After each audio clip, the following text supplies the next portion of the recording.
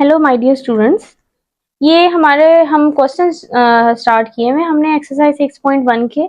हमारे question number 2 का part number 1 और 2 हो गया था। अब हमने 3 और 4 रह गया था, हमने वो डिस्कस करना था।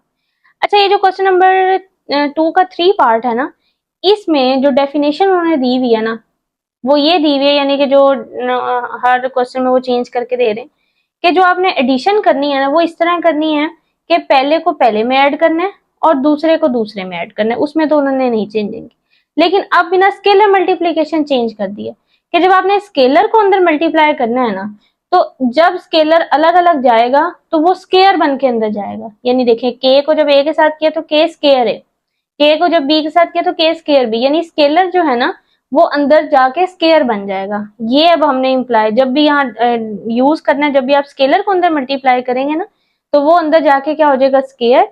और एडिशन वैसे ही है कि पहले को पहले में, दूसरे को दूसरे में। अब क्योंकि ना एडिशन इसकी वैसी ही है जो कि क्वेश्चन नंबर 2 के पार्ट नंबर 1 में थी, वो मैं आपको बता देती हूँ। देखें, क्वेश्चन नंबर 2 का जो हमने पार्ट नंबर फर्स्ट किया था ना, उसमें भी एडिशन यही थी कि पहले को पहले में, दूसरे को दूसरे में, स्केलर मल्टीप्लीकेशन चेंज थी।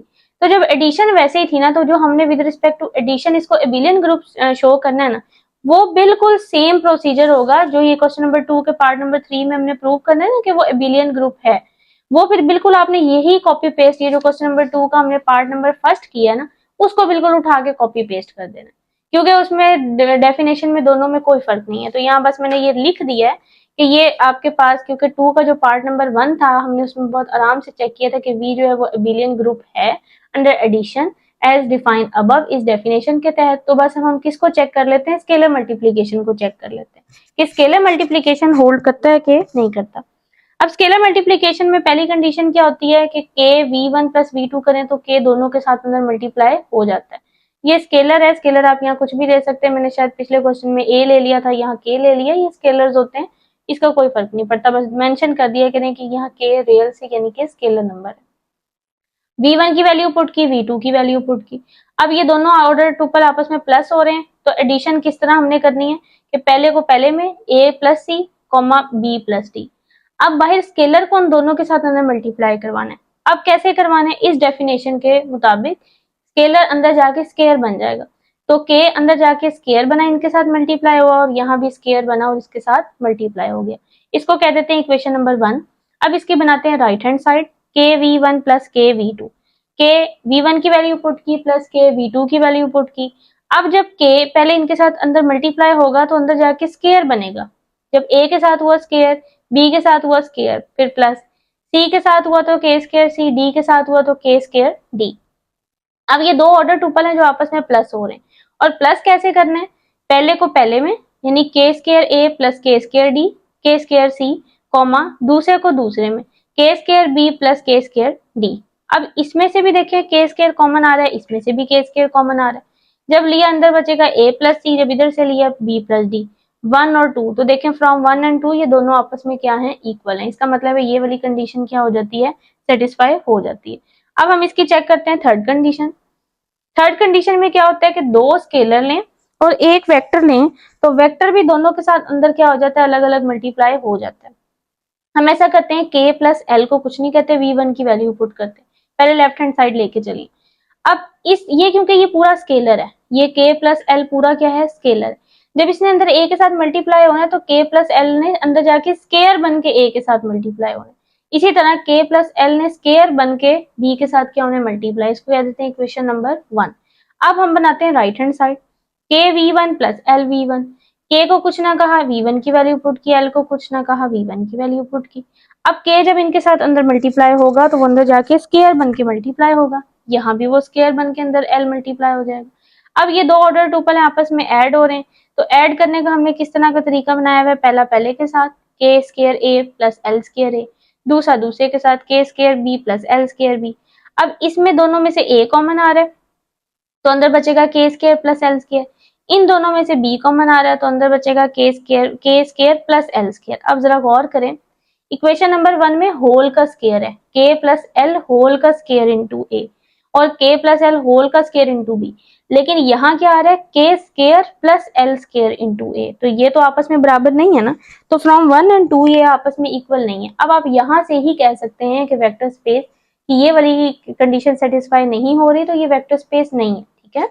तो हम यहाँ से ये बात कर सकते हैं कि फ्रॉम 1 एंड 2 ये जो k plus L V one है ये बराबर नहीं है k वी वन और प्लस एल वी वन, तो ये वेक्टर स्पेस नहीं है। लेकिन जो इसकी बाकी रह गई है वो जस्ट मैंने आपको कहा है कि आपके अंडरस्टैंडिंग के लिए ये मैं बता देती हूँ कि अगली क्या थी कि के एल वी वन करें तो ब्रैकेट इस तरह चेंज हो सकती है के एल वी वन। तो पहले लेफ्ट हैंड साइड लेके चलते हैं के एल वी वन, के एल को कुछ ना कहा वी वन की वैल्यू पुट की, जब के एल ने ए के साथ होना तो अंदर जाके स्केयर बन के होना है, इस तरह जब बी के साथ होना तो अंदर जाके स्केयर बन के होना है। क्वेश्चन नंबर 1, अब के एल वी वन ये वाली साइड लेके चलते हैं, पहले एल को अंदर मल्टीप्लाई कराएंगे फिर के को कराएंगे, तो फ्रॉम 1 एंड 2 ये आपस में क्या आ रही हैं, इक्वल आ रही हैं। अब फिफ्थ कंडीशन लास्ट चेक कर लेते हैं कि 1a comma B is equal to a comma B, तो ये हमारे पास 1 जब अंदर मल्टीप्लाई होगा तो 1a square a 1 square b, 1 का स्केयर भी 1 ही होता है, 1 का स्केयर भी 1, तो 1a के साथ हुआ a, 1b के साथ हुआ तो b, तो इसने इस कंडीशन को क्या कर दिया, सेटिस्फाई। लेकिन वो एक कंडीशन इसने सेटिस्फाई नहीं की थी जिसकी वजह से ये वेक्टर स्पेस नहीं है, thus axiom 3 is not satisfy, so v is not a vector space. अब हम इसके क्वेश्चन नंबर 2 के लास्ट पार्ट की तरफ चलते हैं।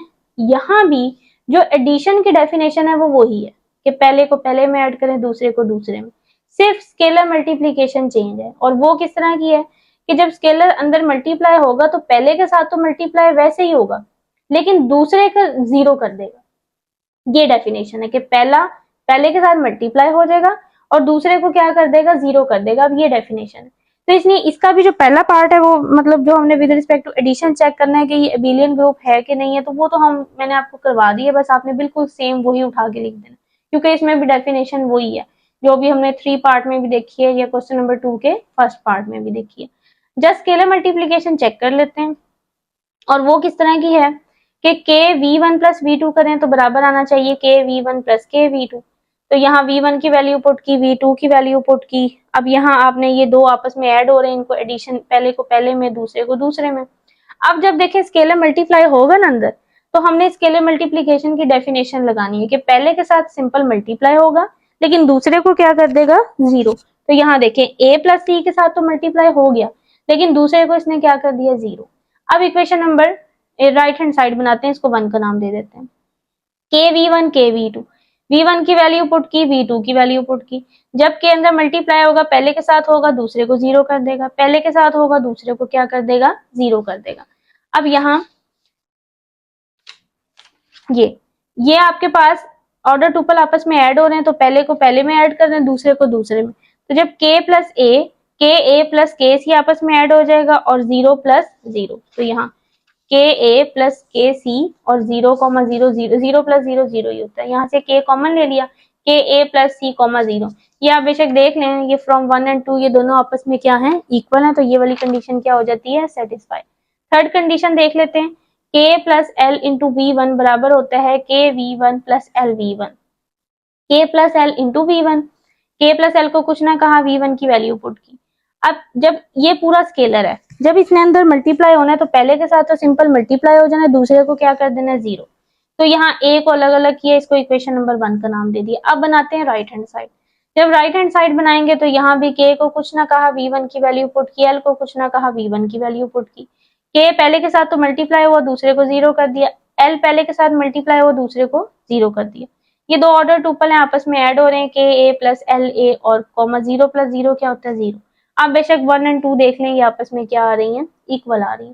Fourth condition, K L V one is equal to K L V one, ये आप सिंपल ये आप देख लें कि पहले हम लेफ्ट हैंड साइड लेके चलें, के एल ए बी, ए के साथ हुआ कुछ ना वैसे ही हो गया मल्टीप्लाई लेकिन दूसरे को क्या कर दिया, जीरो, 1 नाम दे दिया। अब इक्वेशन नंबर 2 बनाते हैं, पहले एल ए के साथ हुआ दूसरे को जीरो कर दिया, फिर के जब हुआ तो सिर्फ पहले के साथ हुआ दूसरे को जीरो, तो फ्रॉम 1 एंड 2 ये भी आपस में क्या है, इक्वल।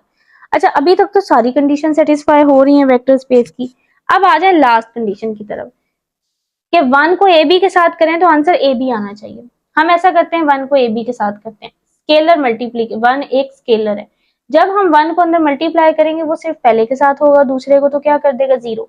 तो 1 ए जीरो, 1 को ए से करेंगे ए जीरो वैसे का वैसे। क्या ये ए बी के बराबर आया, ये तो ए बी के बराबर नहीं आया ना, इसका मतलब है इसकी ये फिफ्थ कंडीशन सेटिस्फाई नहीं हो रही। और हमें पता है कोई एक भी ना हो तो वो तो वेक्टर स्पेस नहीं बना, बाकी बेशक सारी हो गई, ये एक नहीं हुई है। इसका मतलब है कि इसने 5 वाले एक्सियम को सेटिस्फाई नहीं किया, तो ये वेक्टर स्पेस नहीं है। ये क्वेश्चन नंबर 2 के सारे पार्ट्स हो गए हैं। अब हम नेक्स्ट लेक्चर में इंशाल्लाह ताला क्वेश्चन नंबर 3 डिस्कस करेंगे।